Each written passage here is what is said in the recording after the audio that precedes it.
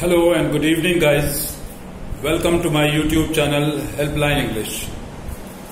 एक बार फिर आप सब लोगों का स्वागत। और आज हम बात करेंगे जो बाकी रह गई थी ए एन और द के बारे में कुछ बातें, वो हम लोग आज करेंगे। इसके बाद हम लोग टेंसेस की तरफ बढ़ेंगे। ये मेरी 5वीं वीडियो है इस सीरीज में, बेसिक्स के सीरीज में, जिसमें हम आर्टिकल्स की बात कर रहे हैं। मैं चाहूंगा कि आप इसको लाइक करें, सब्सक्राइब करें और ज्यादा से ज्यादा शेयर करें, लोगों तक पहुंचाएं।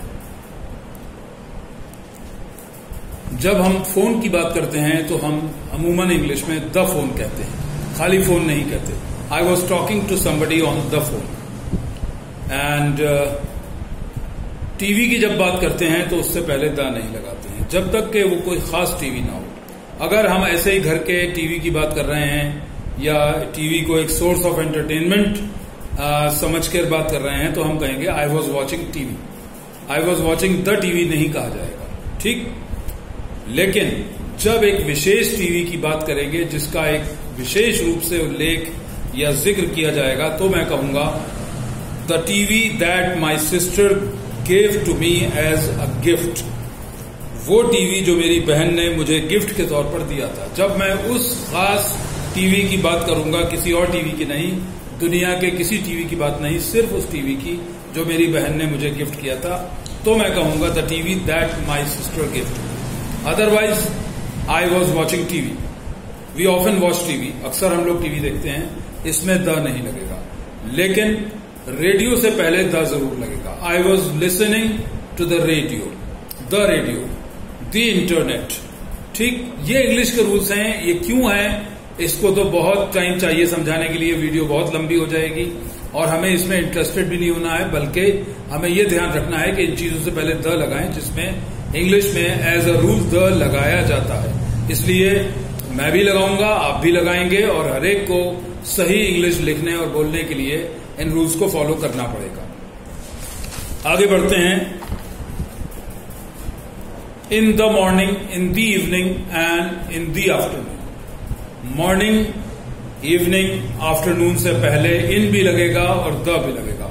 ही came here in the morning, I went there in the afternoon and she came here in the evening. I went there in morning, ये गलत है, इंग्लिश है लेकिन गलत है। इसी तरह से at the railway station, at the bus stop, at the airport, eight the bank, eight the post office, at the park, ये कॉमन एक्सपीरियंस के ऑब्जेक्ट्स या जगहें हैं, प्लेसेस हैं, ठीक।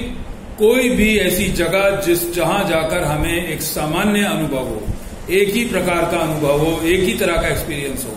जो लोग रेलवे स्टेशन या एयरपोर्ट जाते हैं उनका एक्सपीरियंस और चीजों में तो अलग अलग हो सकता है, लेकिन एक जनरल एक्सपीरियंस यही होता है कि एयरपोर्ट पर हम अपनी फ्लाइट के लिए जाते हैं, रेलवे स्टेशन पर हम टिकटिंग, बुकिंग के लिए, रिजर्वेशन के लिए या कहीं ट्रेन से जाने के लिए जाते हैं, ठीक।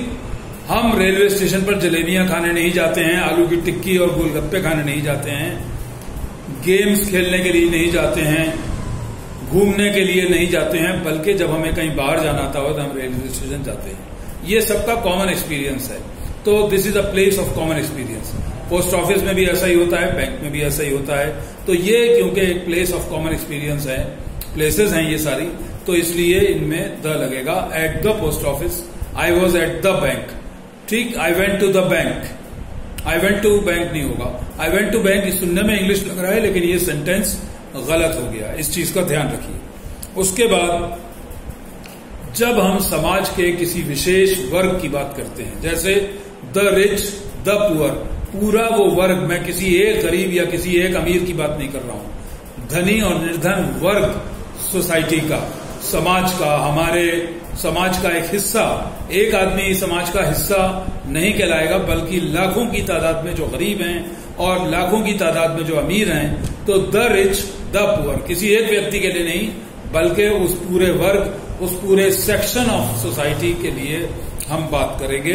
तो द रिच, द पुअर। उसके बाद आता है कभी कभी फैमिली नेम के साथ प्लूरल कर दिया जाता है अगर उस फैमिली को हम एक इकाई के रूप में देखते हैं।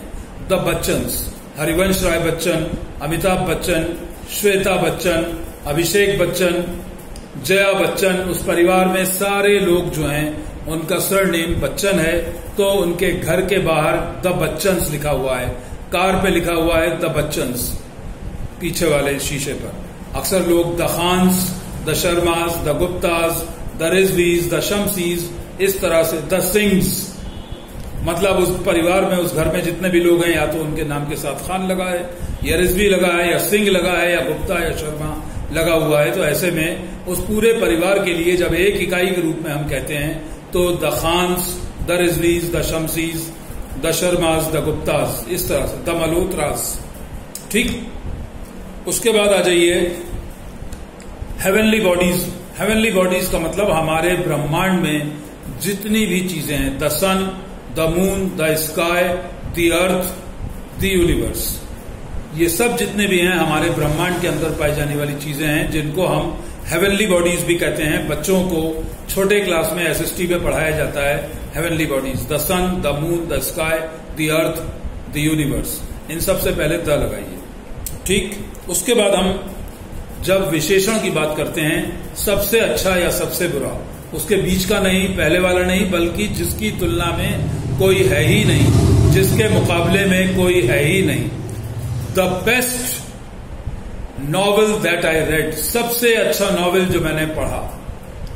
The best movie that I saw, सबसे अच्छी मूवी जो मैंने देखी।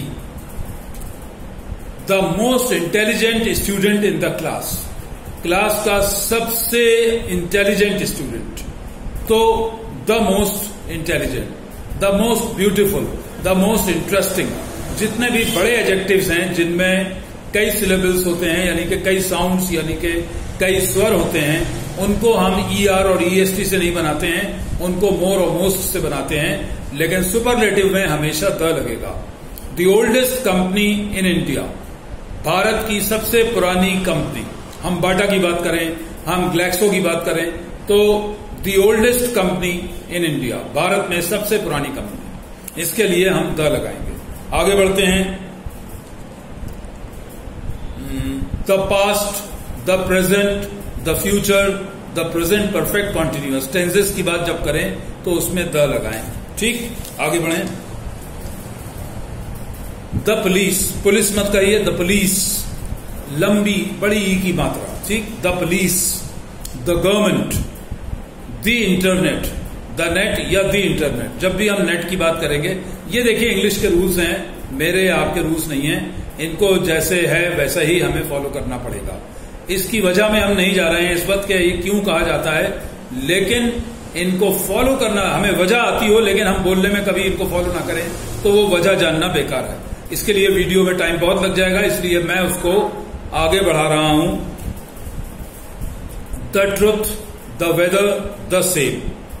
सेम से पहले हमेशा द लगेगा, वेदर से पहले हमेशा द लगेगा, ट्रुथ से पहले हमेशा द लगेगा।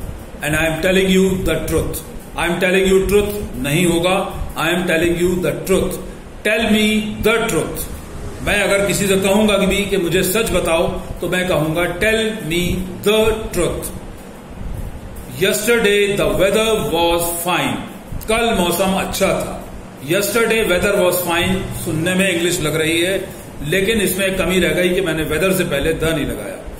He told me the same story, उसने मुझे यही कहानी सुनाई। तो the same, he told me same story सुनने में इंग्लिश रहे, लेकिन असलियत में इसमें कमी रह गई कि हमने सेम से पहले द नहीं लगाया। तो सेम से पहले द लगाइए, वेदर से पहले द लगाइए, ट्रुथ से पहले द लगाइए।